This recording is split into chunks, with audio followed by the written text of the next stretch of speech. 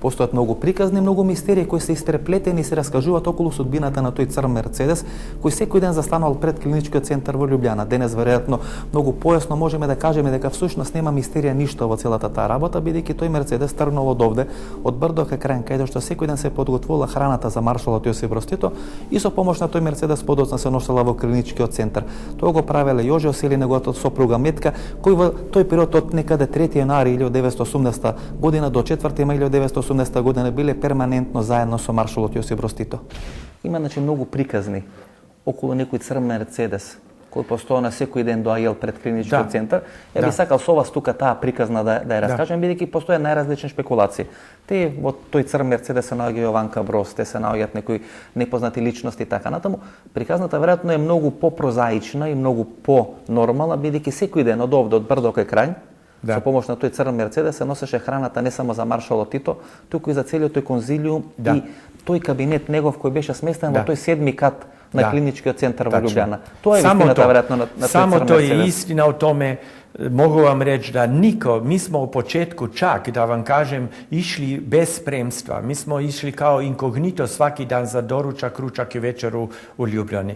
Ali baš na tom putu gdje smo bili, bila je ujutru gužva, toliko bilo kola da smo onda kasnije tražili da možemo prije proći, da dođemo u vreme tamo, jer ipak tu se hrana spremila, dobro se pakovala, zato sam bio ja zadužen.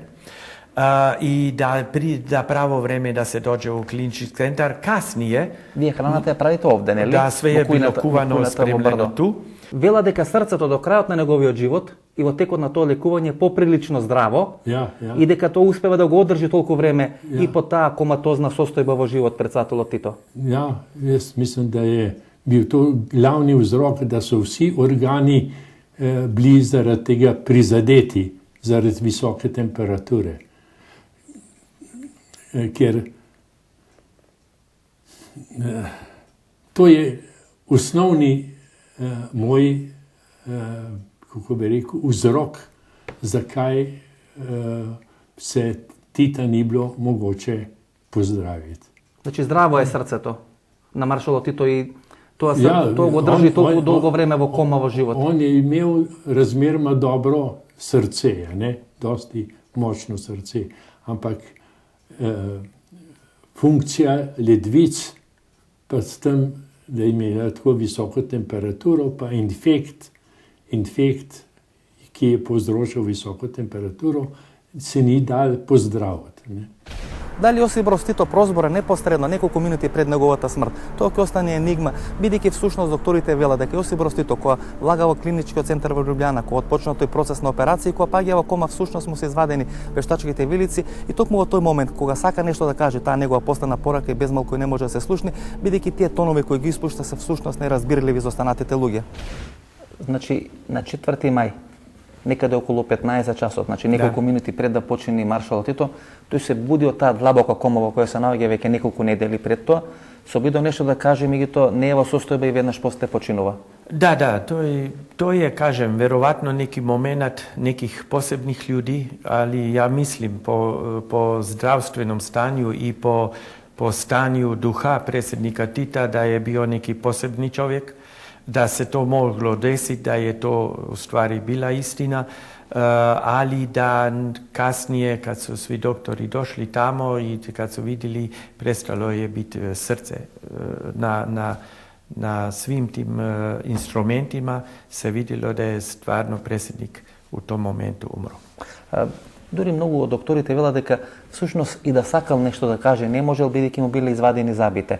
Имал вилица со вештачки заби поради проблемите со комата, со дишењето, сите тие заби му биле извадени, била ставена цевка за вештачко одржување во живот. Да, тоа е истина и тоа е уствари тоа, зато и сестра која е била у соби došla i ona sama nije znala jer nije razumela baš zbog svih tih detajla. Ona sama nije razumela šta bi htio, ali šta je htio, ali bilo šta je htio reći.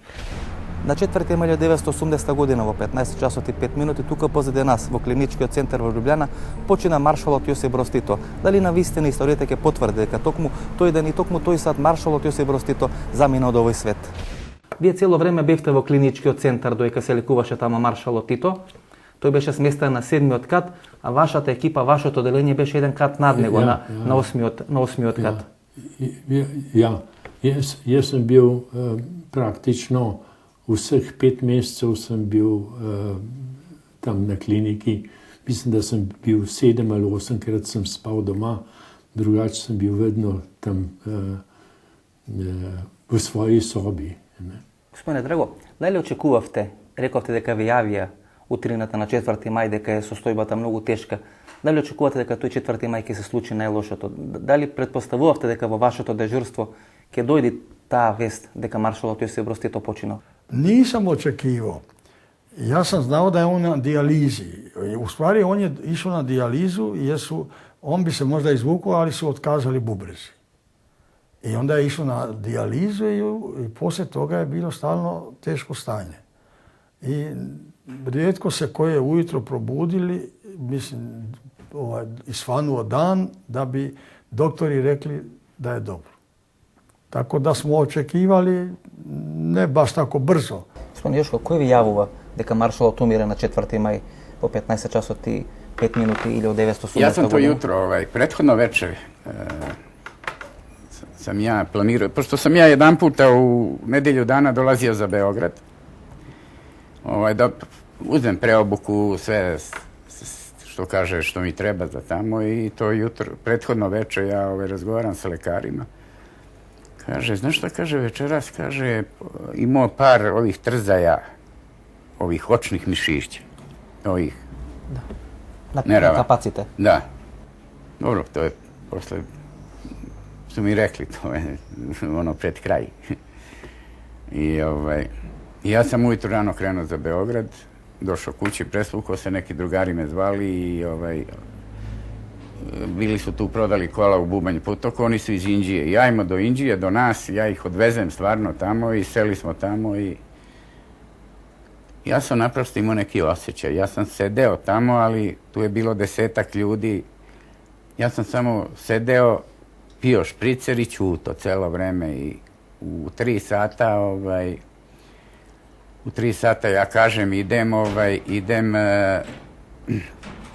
idem da, kako se zove, da legnem gore.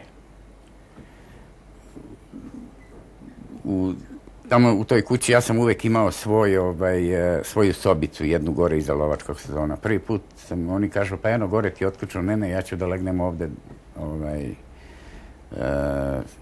u dnevnu sobu. Pa nemoj, tu svi prolaze, ne, i ja kažem tu ću. U 3:20 valjda je zazvonio, a žena od tog mog druga Radete, pošto je tu kuhinja stajala na vratima, jer je telefon iza glave, otprilike na metar. I žena stojala stalno na vratima da ja zaspim i da ako slučajno zazvoni da pritrči. Zazvonio je telefon i ja sam tog trenutka napravio salto preko glave, uzeo slušalicu i ona trči, kaže Joška, ja ću. Ne, rekao sam, ovo je za mene. Tim rečima. Uzmem slušalicu, Bobo Vlahović zove, kaže Joška, trebao bi da dođeš. Ja sam za Beograd došao iz Inđije za nekih 8 minuta na 2 točka, kažu policajci da sam išao sam između 2 kolone, a znači pošto je nedelja bila pa 2 kolone, išao sam između, a u Pazovi sam ušao, kaže, nije mi uopšte video kola, samo je video patos od kola kako sam ušao u krivinu. Došao sam kući, obuku crno odelo, otišao u SUP. Tad su mi rekli, Franjo Heljiću, ko znam sve, izjavili mi saučešće, ja sam otišao u njegovu kancelariju, pošto su oni ostali tu, isplakao se dobro. Jedno 10 minuta sam se stvarno derao od plača. Izašao sam napolje i pitao sam šta sad treba da radim. Herljević je togaš ministar za внатрешни работи. Znate gdje je bio. Šta sad treba da radimo? Kaže ti ništa ne, ja sam i do sad radio to. I u Ljubljani sam sve odradio što sam mogao, ja do kraja ću ovo da odradim. Kaže, pravu si. Odmah sam hitno avion za Ljubljanu, eto, do kraja, znači do događanja i zakupovanja to u Beogradu. Do sahrane, znači do 2 sata noću dok nije ta gromada, ja nisam se odvajao od toga i to je za mene bio kraj posla i svega na kraju kraja.